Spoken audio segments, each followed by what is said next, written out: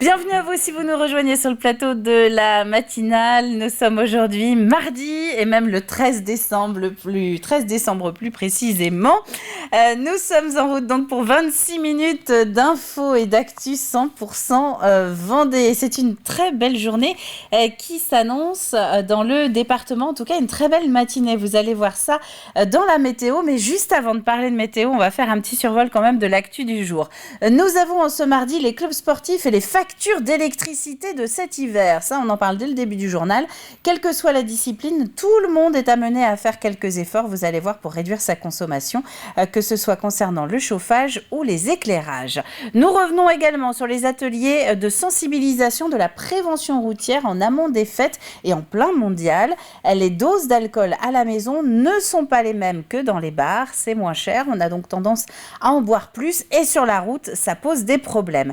Et puis nous allons retrouver Colline qui nous emmène cette semaine dans sa chronique asso à la rencontre des bénévoles du Secours populaire pour parler du Père Noël vert, mais pas seulement, parce que vous allez voir que le Secours populaire a besoin d'un coup de main toute l'année et c'est donc pour cela que nous sommes allés à sa rencontre. Mais avant, donc, on va regarder la météo.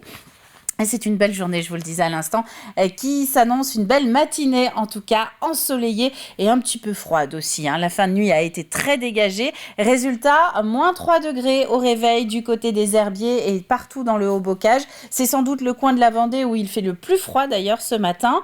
Un petit voile nuageux sera de retour un petit peu avant midi, pas avant, et il augurera ce que sera ce mardi après-midi, à savoir plus couvert que ce matin, notamment sur tout le littoral et toute la bande sud-Vendée, vous savez, de la baie de l'Aiguillon jusqu'au marais Poitevin. C'est une grisaille qui risque de s'étendre au reste du département en fin de journée d'ailleurs. Pour les températures cet après-midi, 1 ou 2 petits degrés d'écart entre l'est où il va faire 3 degrés et l'ouest où il va faire 4, voire 6 si vous êtes sur l'île Dieu.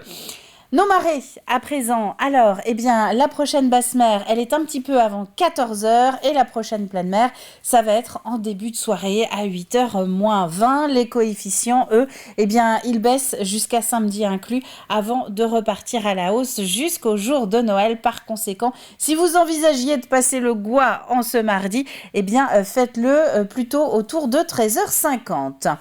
La carte des marchés. Avec nos quelques pistes pour les marchés du mardi. Exemple à Châlons, dans le centre-ville, autour de la place du Champ de Foire, c'est jusqu'à 13h. Les Lucs sur Boulogne également, avec un marché un petit peu plus conséquent que le reste du temps d'ailleurs, puisque nous sommes le 2e mardi matin de chaque mois. C'est place du Sénéchal et c'est dans le bourg.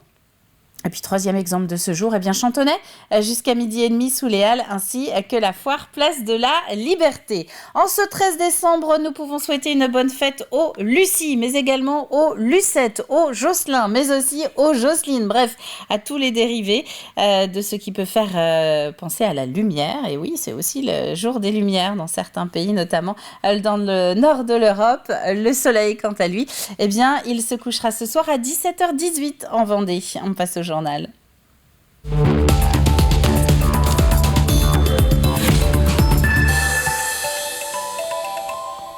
Chauffage, éclairage ou encore déplacement, il n'y a pas que dans les foyers ou les entreprises que le montant de la facture des énergies inquiète. Les associations, notamment sportives, sont confrontées aux mêmes problèmes, sachant qu'elles dépendent souvent des équipements de leur commune. Alors depuis quelques semaines, une partie des clubs applique de nouvelles règles. Colline Davy. La sobriété énergétique se joue aussi dans les clubs sportifs. En mêlant toutes les contraintes du football, pas toujours facile de réduire les coûts, mais à moindre échelle, chacun y met du sien, comme à Bretignolles. Le jour de match pour l'équipe première, le samedi soir, on éteint, on va dire, 10 minutes ou un quart d'heure après le coup de sifflet final et après on fonctionne avec les lampadaires. Plus on ne sait pas trop comment faire parce qu'on a déjà des détecteurs de lumière partout dans les vestiaires, dans les couloirs pour que ça s'éteigne déjà au fur et à mesure et ça, la mairie l'a déjà fait depuis quelques années. Maintenant, plus, ça serait ne plus jouer le soir et jouer la journée. Les enfants sont à l'école, les adultes sont au travail. Donc voilà, ça reste compliqué. Et si on met tout le monde sur tous les terrains que le dimanche en journée, on va avoir un problème aussi, on n'aura pas assez de terrain. Une réduction également constatée dans d'autres clubs du département, petits ou grands. La Ligue de football, consciente des difficultés de timing, n'oblige rien, mais conseille. À propos de la sobriété, nous n'avons pas de directive officielle, toutefois nous conseillons les clubs sur quelques points. Avec la technologie LED, différentes possibilités sont offertes. Et certaines mairies ont sauté le pas. C'est le cas de Dompierre pour le tennis. Cette fois-ci, une décision prise avant la crise et elle tombe à pic. En passant en éclairage LED, on diminue la consommation énergétique de 70%, passant de 17 kW à 5 kW, ce qui va permettre effectivement de baisser la consommation énergétique de 70%, sachant qu'il y a une variante en entraînement, un éclairage en entraînement et un éclairage pour les matchs. En entraînement, on diminue encore la consommation de 40%. C'était programmé au budget 2022 pour être réalisé dans l'année, mais le contexte donne encore plus raison à cette décision. Les travaux auront duré quelques jours et résultat, tout le monde en profite. Ça sera une lumière blanche qui sera beaucoup plus agréable. Ça sera aussi aux normes FFT. Car la FFT a certaines normes au niveau luminosité dans les salles. Donc c'est une bonne nouvelle pour tout le monde, que ce soit pour la commune, pour les licenciés et pour l'écologie. Avec ou sans travaux, le sport vendéen agit donc à son échelle pour réduire la facture et éviter les coupures. Le ministère des Sports a lancé de son côté mi-octobre un plan de sobriété énergétique du sport. On y parle en priorité du chauffage qui représente plus de 40% de la consommation des énergies dans le milieu. Le mot d'ordre, une baisse notamment de 2 degrés minimum dans les gymnases et les salles de sport privées. Un petit peu de politique locale ce matin avec l'annonce hier après-midi de la démission du maire d'Aubigny-les-Clouseaux. C'est le 4e départ du genre en quelques semaines en Vendée. Les conditions ne sont plus réunies afin que je puisse poursuivre mes missions dans des conditions sereines, explique l'élu dans un mail qu'il a envoyé à ses agents municipaux. Philippe Boire n'a pas souhaité donner plus de détails quant à la raison de cette démission. Il attend maintenant que le préfet valide la demande. Nous parlions hier de ces négociations européennes qui ont commencé dimanche et qui doivent se terminer aujourd'hui à Bruxelles. En jeu notamment la pêche à la civelle. Pour préserver la ressource, elle est menacée de fermeture dès le mois de janvier et ce pour 6 mois. Une décision qui, si elle est validée, ébranlerait tout un pan de l'économie locale, notamment vendéenne. À Saint-Gilles-Croix-de-Vie, par exemple, la civelle fait en partie vivre un tiers des bateaux de pêche professionnels. Plusieurs élus de la région ont donc fait le déplacement à Bruxelles en ce début de semaine pour assister aux discussions, dont le maire de Saint-Gilles-Croix-de-Vie. Pour François Blanchet, interdire la pêche à la civelle sur le premier semestre 2023 ne ferait que reporter le problème des quotas sur d'autres poissons. Ce qui se passerait, c'est qu'effectivement, on n'aurait plus le droit de pêcher de chinchard et de civelle. Donc forcément, on aurait des marins-pêcheurs qui vont se rabattre sur d'autres pêcheries, mais avec des quotas déjà contraints. Et aujourd'hui, vous savez, c'est un savant équilibre. Chaque pêcheur pêche avec son bateau, son quota. Donc tout ça, c'est un savant équilibre. Dès que vous bouleversez l'écosystème économique, c'est complexe. Parce que si on a 17 bateaux qui pêchent plus le chinchard, forcément, ils vont aller pêcher autre chose, mais avec des quotas qui sont déjà contraints. Donc en fait, ça risque de tendre le fil encore un petit peu plus et de faire disparaître encore un petit peu plus jour après jour la pêche française. Une grève de 5 jours a été entamée hier dans la restauration scolaire de La Roche-sur-Yon. Manque de personnel, manque de matériel, mal-être au travail ou encore des conditions de travail qui se dégradent font partie des revendications. Les agents de la fonction publique territoriale se sont rassemblés en milieu de journée, vous le voyez, ce lundi, devant un des groupes scolaires de la ville pour manifester. Aujourd'hui, nous sommes très en colère puisque si nous sommes absents pour X raisons, on n'est pas remplacé ou très peu remplacé. Moi, j'ai été absente, mes collègues ont travaillé à 4 pour 230 repas. Donc c'est plus possible. J'ai aujourd'hui un lave-vaisselle défectueux. Je le débranche allumé, les pieds dans l'eau puisque je ne peux pas faire autrement. Donc on travaille dans l'insécurité, donc à un moment, ras-le-bol, quoi. On peut comprendre qu'effectivement cette situation tendue fait que les personnels qui doivent compenser sont un petit peu en difficulté. Ça, on peut l'entendre et ça nous semble logique. On est tous au service des enfants, il ne faut jamais l'oublier par contre. Donc aujourd'hui, lorsque on ne travaille pas ou on met en danger un certain nombre de services, on met en danger en fait les familles et l'éducation des enfants. Et ce mardi, 8 cantines scolaires sur les 30 que compte La Roche-sur-Yon seront fermées. C'est 2 de plus qu'hier. Quelques images également de cet hommage rendu dimanche soir à Jacques Auxiette. C'était au Grand Air. Hommage rendu quasiment un an, jour pour jour, après le décès de l'ancien maire de La Roche-sur-Yon, ancien président du Conseil régional des Pays de la Loire également. La salle du Grand Air porte d'ailleurs désormais son nom. Souvenir de l'engagement de l'élu socialiste au service de la culture. Jacques Auxiette a beaucoup fait pour les scènes nationales. Il est allé chercher le label scène nationale pour ce bâtiment. Ici, il l'a aussi obtenu pour les 4 autres capitales des Pays de la Loire, ce qui fait qu'il y a 5 scènes nationales en Pays de la Loire, ce qui est assez rare. Et Jacques Auxiette avait cet amour de la culture, de toute la culture, quel que soit le type de culture. Et c'est à travers ce bâtiment, c'est un hommage qu'on peut lui rendre pour ce qui faisait sa constitution de personnalité. Et notez que la veille samedi matin, l'association Les Amis de Jacques Auxiette ainsi que le Parti socialiste de Vendée ont déposé une gerbe sur la tombe de l'élu à La Roche-sur-Yon. Né aux Essarts, il s'était notamment illustré dans les équipes successives de Jean-René Bernaudot. Walter Beneteau est décédé ce week-end à Bali. Il avait 50 ans. L'ancien coureur cycliste professionnel a été vainqueur des boucles de l'Aulne en 2000 et 2003. Il a participé 7 fois au Tour de France. C'était avant tout un coéquipier modèle pour la formation vendéenne. En témoigne le souvenir plutôt ému qu'en garde Thomas Veuclair, aujourd'hui consultant et sélectionneur de l'équipe de France. Comme tout le monde, Walter, il avait des connexions avec tout le monde. Tout le monde se sentait bien aux côtés de Walter. Il avait une telle joie de vivre, un tel partage. Et puis il était vrai, C'était quelqu'un de vrai. Il n'y avait pas une once de méchanceté en lui. Et c'était quelqu'un de si touchant en plus. Et j'avais énormément de plaisir à le revoir chaque année sur les courses. Ça laisse un gros vide. Je suis vraiment sous le choc parce que c'est difficile, c'est très très difficile de parler de lui au passé. Thomas Veuclair manifestement très ému.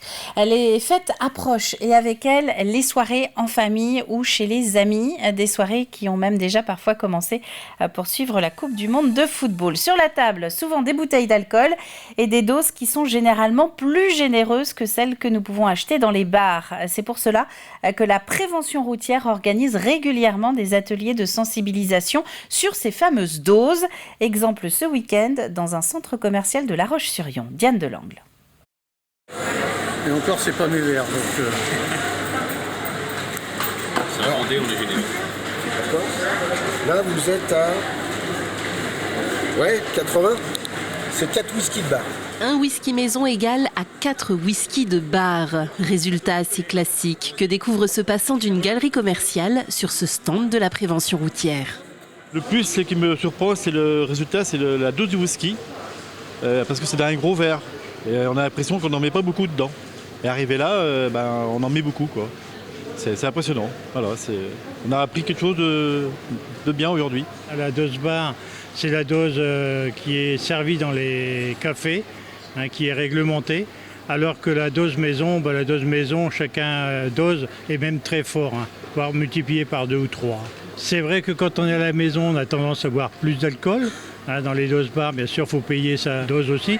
Les doses de bar sont rigoureusement codifiées et contiennent chacune la même quantité d'alcool, 10 grammes. À la maison, des niveaux permettent souvent d'évaluer la quantité à remplir dans le verre. Il devient alors plus facile d'estimer son taux d'alcoolémie. Vous prenez un verre, c'est fait. Peu importe l'alcool qu'on boit, attention en respectant la dose bar, c'est 2 verres et demi pour avoir 0,5 maximum. Pour un jeune permis probatoire, c'est moins d'un verre, autrement le 0,2 est dépassé tout de suite. Et après, pour l'éliminer, par contre, il faut attendre. On ne va pas pouvoir l'éliminer tout de suite. Alors, les a priori avec du café, boire du gras avant de manger, tout ça, non, ça ne fait rien. Il faut juste du temps. Et c'est le temps qui fera que ça en éliminera. L'élimination se fait entre 0,10 et 0,15 grammes par heure. En cas de doute, soufflez, vous saurez. Si l'éthylotest n'est plus obligatoire dans les véhicules, il reste un indicateur très précieux. Dégonfler le ballon. Et ça, en réaction chimique, ça va virer. Si ça vire à 0,8 grammes, voici un aperçu de votre vision. Alors pour éviter la sortie de route, le mieux est encore de dormir sur place ou de prévoir un capitaine de soirée. Et donc ça, c'est pour l'alcool, avec modération évidemment, mais concernant la drogue au volant, là, c'est tolérance zéro. Aucune demi-mesure n'est possible au volant. Notez d'ailleurs qu'un mélange drogue et alcool multiplie par 29 le risque d'accident mortel si vous conduisez. Voilà pour l'actualité du jour que nous allons compléter avec les prévisions météo détaillées de ce mardi matin. Une très belle matinée, on l'a dit, mais plutôt froide. Un ciel dégagé et des températures négatives pour tout le monde, ou quasiment. Quelques nuages sont annoncés pour toute la bande sud du département. Le plus froid, vous le voyez, c'est du côté des Herbiers ce matin. Et le plus doux, ce sera sur l'île Dieu. C'est la fin de ce flash. On va maintenant retrouver nos chroniques du jour. Alors au programme, il y a l'heure des premiers bilans de cette année 2022. On va commencer avec notre santé dans le Plus Info. Quant à Colline, elle est partie à la rencontre du Secours Populaire pour faire le point sur les bénévoles très sollicités en cette fin d'année.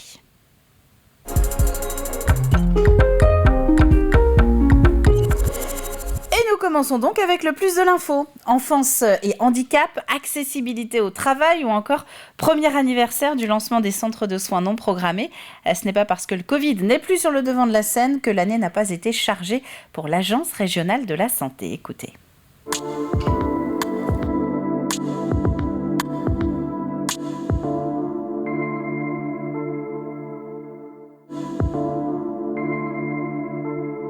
Alors sur le champ de l'enfance, ce sont des dispositifs qui ont été inaugurés récemment avec un troisième dispositif d'autorégulation, un collège d'autorégulation qui a été lancé à Moutier-les-Maufais pour la rentrée 2022. Et puis prochainement, dans quelques semaines, dès le mois de janvier, ce sera une troisième unité d'enseignement maternel autisme qui ouvrira à Luçon. L'idée, c'est de pouvoir promouvoir en fait l'inclusion dans le milieu ordinaire et de s'en donner les moyens. Et il s'agit effectivement de changer de paradigme en sortant des cases, en sortant du tout institutionnel.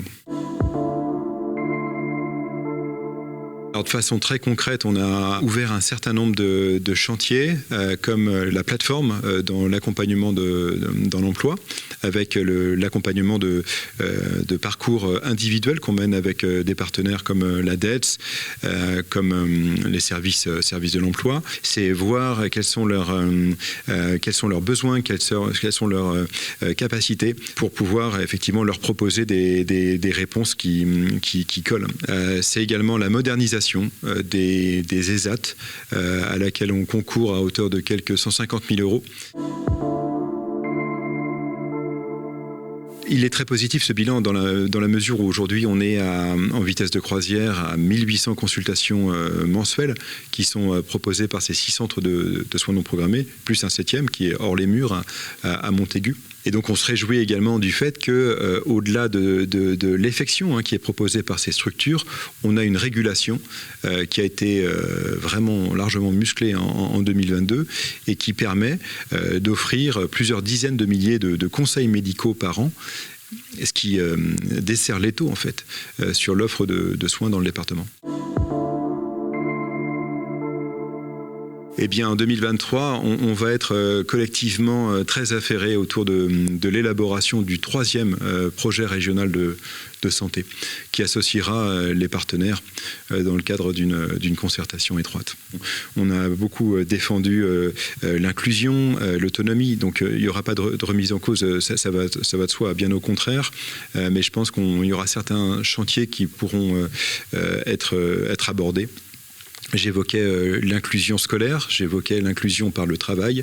Je pense que l'inclusion par l'habitat, l'inclusion par les transports sont des sujets qui seront nécessairement abordés. Et ce sont des thèmes que nous aborderons évidemment dans les prochains mois dans nos différents journaux et autres magazines d'actualité. On va passer maintenant à l'association de la semaine. On va voir à qui Colline est allée rendre visite en ce mardi.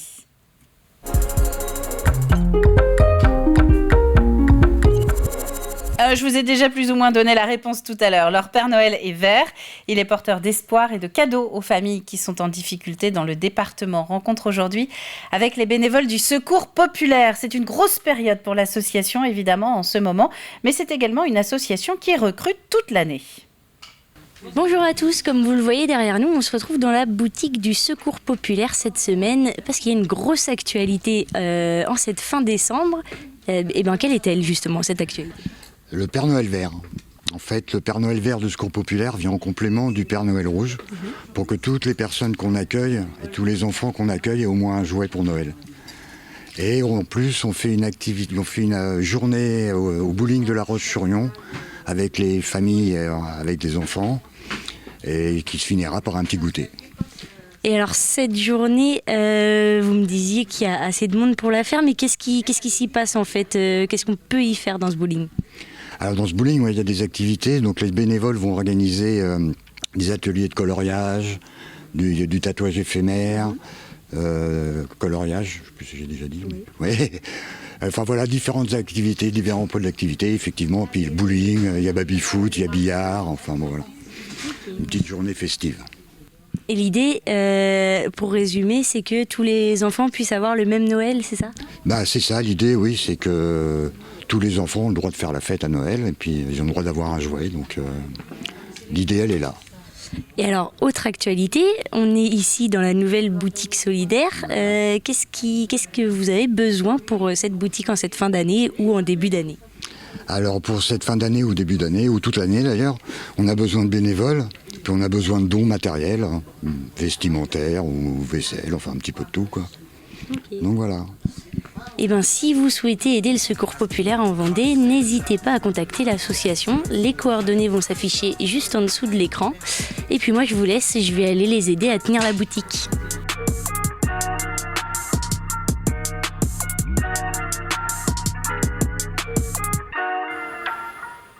Le Secours Populaire qui a une dizaine d'antennes locales dans le département. Tous les détails et les coordonnées, c'est secourspopulaire.fr. On va ouvrir le programme télé maintenant.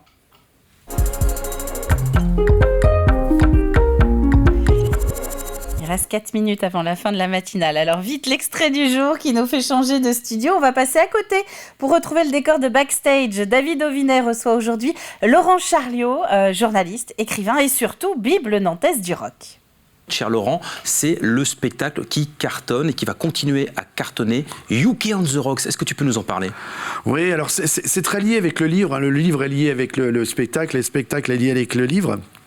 C'est un spectacle que l'on a coécrit avec Arnaud Gourvès, qui est le chanteur du projet, et qu'on a coécrit avec tous les musiciens aussi. C'est un spectacle musical. Je suis pas musicien, je suis sur scène, mais je suis pas musicien, je suis acteur, puisque je joue le rôle d'un animateur radio et qui va faire une émission de 2 heures en public. Et pendant 2 heures, je vais raconter l'histoire du rock anglais, un peu comme les pionniers de Radio Caroline dans les eaux territoriales britanniques dans les années 60, où je vais résumer l'histoire du rock anglais en 2 heures. Donc on va passer des Beatles et des Kings et des Who à Muse ou à Coldplay ou à Cure ou à Depeche Mode, en passant par des Led Zeppelin ou des Deep Purple. Et en fait, je vais lier chacun des morceaux, puisqu'on les joue pas dans l'ordre chronologique, je vais les lier par des anecdotes, parce que je vais lier une anecdote de Oasis avec un morceau de Bowie, parce qu'il y a un plagiat entre les deux.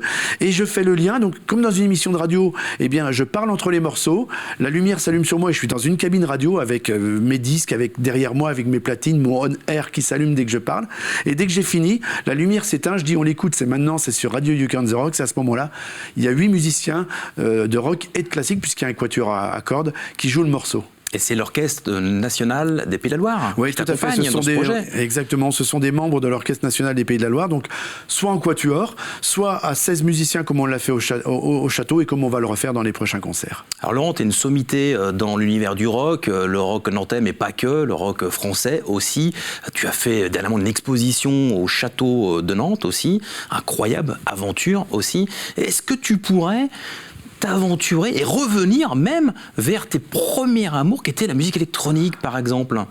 Oui, alors bien sûr, j'ai toujours envie de faire de la musique. J'ai l'occasion au fil des dernières décennies, j'ai eu l'occasion de remonter sur scène parce que Et pour les prochaines dates de UK on the Rocks, c'est sur la page Facebook de l'événement. En parallèle du spectacle, Laurent Charliot s'occupe aussi des Rockeurs ont du cœur et ce concert caritatif où chaque spectateur fait don d'un jouet neuf à l'entrée. Eh bien, c'est samedi soir, Stéréolux à Nantes. La version vendéenne, elle, c'était début novembre du côté de Saint-Gilles-Croix-de-Vie. On passe au jeu.